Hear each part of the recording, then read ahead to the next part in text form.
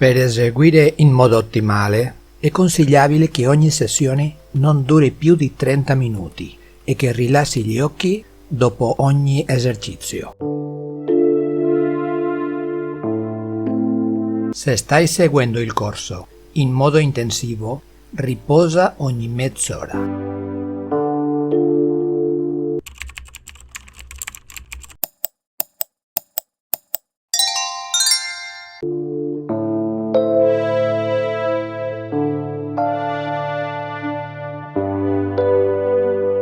Per calcolare la velocità di digitazione, il programma del corso tiene conto di due momenti esatti: il momento in cui tu premi il primo tasto dell'esercizio e il momento in cui tu premi l'ultimo. In tutto questo intervallo di tempo devi proprio concentrarti completamente sulla battitura. Presta attenzione allo schermo e datti anima e corpo all'esercizio che stai facendo. Ripeti mentalmente ogni tasto che premi e non ti fermare anche se commetti un errore. L, A, spazio, S, A, L, A, spazio, D, A, L, L, A, S, spazio, L. Alla fine di ogni esercizio, rilassati per un momento. In particolare, riposa la vista per evitare che gli occhi si affatichino, si secchino, si arrossino o brucino.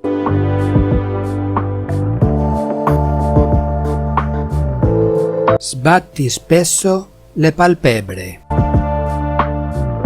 Guarda fuori dalla finestra per qualche secondo. Rilassa le dita delle mani e le braccia.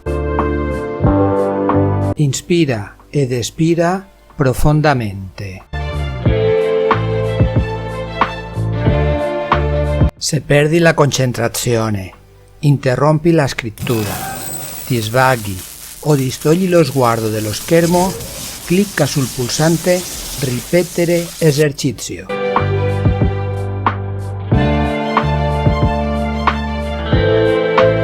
Ogni sessione non dovrebbe durare più di 30 minuti.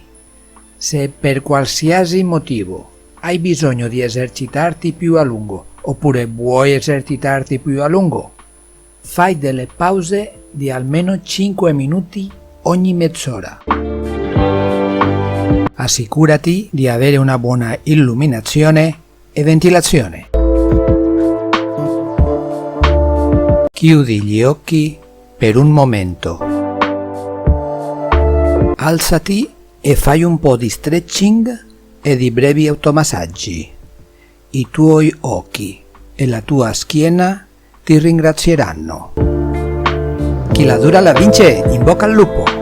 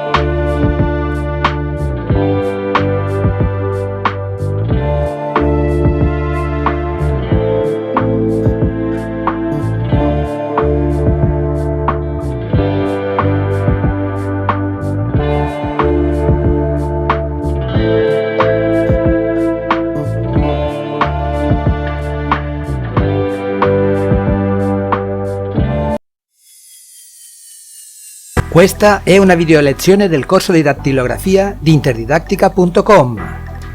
Puoi registrarti gratuitamente per salvare i risultati dei tuoi esercizi oppure lo puoi seguire a modo tuo. È disponibile in altre lingue e per diverse tastiere. Se lo stai guardando su YouTube, nella descrizione ci sono i link per iscriverti, per cominciare il corso e per fare questo esercizio. E puoi anche iscriverti al canale, mettere mi piace e lasciare le tue domande e commenti.